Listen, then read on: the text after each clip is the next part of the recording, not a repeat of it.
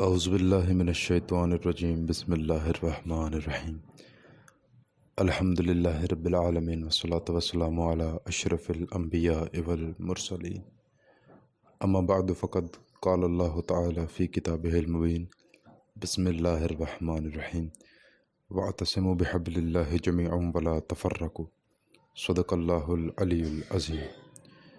السلام علیکم ورحمۃ اللہ وبرکاتہ۔ محترم ناظرین، امید ہے تمام احباب خیر و عافیت سے ہوں گے اور دعا ہے مالک کائنات سب کو اپنی حفظ و امان میں رکھے۔ محترم ناظرین، آگے ہیں بالکل نئے موضوع کے ساتھ، اور جس موضوع کو ہم نے سرنامہ سخن قرار دیا ہے وہ آج کے اس دور کی سب سے بڑی ضرورت ہے، جس کا نام ہے اتحاد۔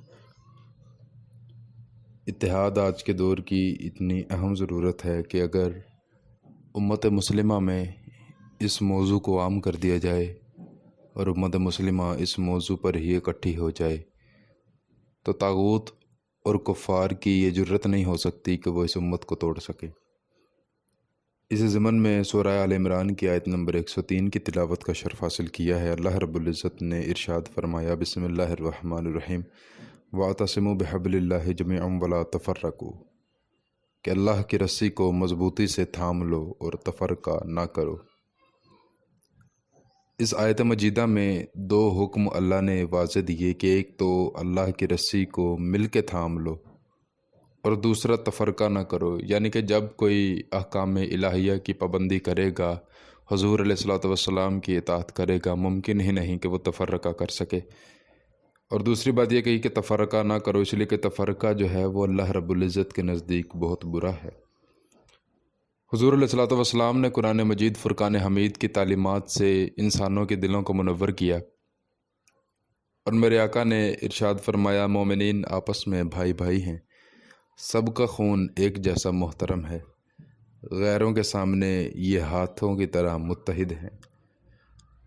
آج کے اس دور میں جو مسلمان تفرقے کا شکار ہیں، علیحدہ علیحدہ گروہوں میں بٹے ہوئے ہیں، انہوں نے متقدمین کو اگر پڑھ لیا اور ان سے پتہ چل گیا کہ اتحاد امت مسلمہ کتنا ضروری ہے، تو میرا خیال ہے کہ امت میں جو جوش اور جذبہ ہے وہ مزید بڑھتا چلا جائے گا۔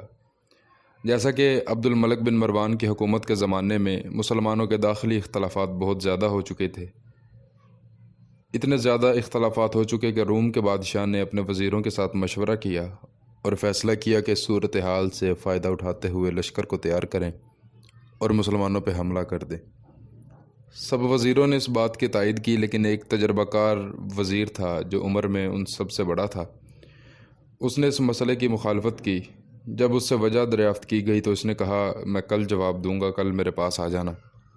دوسرے دن جب ملک کی بعض اہم شخصیات اس کے پاس گئیں اور اس کا جواب چاہنے کے لیے انتظار میں تھے، اس وزیر نے دو مختلف نسل کے بھیڑیے منگوائے اور پھر ان کو میدان میں چھوڑ دیا۔ دونوں بھیڑیے آپس میں ایک دوسرے پر حملہ آور ہوئے، ایک دوسرے کو لہو لہان کر دیا، ان کے جسموں سے خون رسنے لگا۔ اس کے بعد اس وزیر نے دوسرے کمرے سے ایک کتے کو منگوایا جو کہ پہلے اس کمرے میں باندھا ہوا تھا، پھر ان دو بھیڑیوں کے درمیان اس کتے کو چھوڑ دیا۔ جب دونوں بھیڑیوں نے اپنے مشترکہ جانی دشمن کو دیکھا تو دونوں نے اپنے مشترکہ جانی دشمن پہ حملہ کر دیا۔ حملہ اتنا زوردار کیا کہ مل کے جب انہوں نے حملہ کیا تو وہ کتا دم دبا کر بھاگ نکلا۔ وزیر نے تاریخی جملہ کہا، وزیر نے کہا، آپ کی اور مسلمانوں کی مثال ان بھیڑیوں اور کتے جیسی ہے۔ اگرچہ مسلمانوں کے داخلی اختلافات ہیں، لیکن جیسے ہی ان پہ حملہ کیا جائے گا وہ داخلی اختلافات کو چھوڑ کر اکٹھے تمہارے خلاف جنگ کریں گے۔ وزیر کی یہ بات بادشاہ اور دیگر وزراء کو اتنی پسند آئی کہ انہوں نے مسلمانوں پہ حملے کا فیصلہ واپس لے لیا۔ محترم ناظرین، دیکھیے اسی بات سے کہ متقدمین اور جو شروع کے زمانے تھے حضور علیہ الصلوۃ والسلام کے دین پھیلانے کے زمانے سے لے کے آج تک، کفار نے صرف ایک حربہ استعمال کیا ہے، ڈیوائیڈ اینڈ رول، کہ توڑو اور حکومت کرو۔ لیکن آج کے اس دور میں انہوں نے اپنے اس اصول کو تبدیل کر دیا ہے، ڈیوائیڈ اینڈ رول نہیں، وہ کہتے ہیں ڈیوائیڈ اینڈ ڈسٹرائے، کہ توڑو اور تباہ کرو۔ ہم وہ امت ہیں، ہم وہ قوم ہیں کہ جس نے ایک خوبصورت ترین شہر اندلس، جسے آج اسپین کہا جاتا ہے، جہاں کئی سو سال تک عیسائیوں کی حکومت رہی، جو وسعت اور خوبصورتی کے حوالے سے شام جیسا تھا، آب و ہوا کے لحاظ سے یمن جیسا، پھول اور خوشبو کے اعتبار سے ہندوستان جیسا، جبکہ دولت زرخیزی میں مصر کی طرح اور قیمتی پتھروں کے حوالے سے چین کی طرح تھا۔ طارق بن زیاد نے خلیفہ لوگ لکھا کہ نسلی اور مذہبی اختلافات کی وجہ سے نفاق میں اضافہ ہوا ہے۔ عوام پر عدم توجہ اور جنگی جوانوں کے نہ ہونے کی وجہ سے 711 عیسوی میں اندلس کے لوگوں کا کانڈولین کی سربراہی میں مسلمانوں سے مقابلہ ہوا، جس میں وہ شکست کھا گئے، اور مسلمان اپنے اتحاد اور پختہ ایمان کی وجہ سے کامیاب ہوئے اور اندلس کو فتح کر لیا۔ طارق بن زیاد آگے بڑھا اور قرطبہ، مالکا، غرناطہ، طلیعہ کو بھی فتح کرتا چلا گیا۔ جو کوئی مسلمان نہ ہوتا، طارق بن زیاد اس سے جزیہ وصول کرتا۔ جب وہ طلیعہ پہنچا، جو کہ عیسائیوں کا دارالخلافہ تھا، وہاں سے اس نے 25 شاہی تاج اپنے قبضے میں لیے۔ یوں مسلمانوں نے اپنے اتحاد کی وجہ سے اندلس، موجودہ اسپین میں اسلام کا پرچم لہرایا، جو 700 سال تک لہراتا رہا۔ لیکن ہوا کچھ اس طرح کہ 700 سال کی اس حکومت کے بعد جو ان کی زندگی جنت کی نظیر تھی، ہر طرف نعمت اور رحمتوں کی بارش میں مسلمان غفلت کی نیند سونے لگے۔ آہستہ آہستہ نسلی و مذہبی اختلافات جنم لینے لگے، داخلی جنگیں شروع ہو گئیں، بہت سے شہر مسلمان کمانڈروں کے ہاتھ سے نکل گئے، یہاں تک کہ صرف غرناطہ باقی رہ گیا، اور وہ بھی 1496 عیسوی میں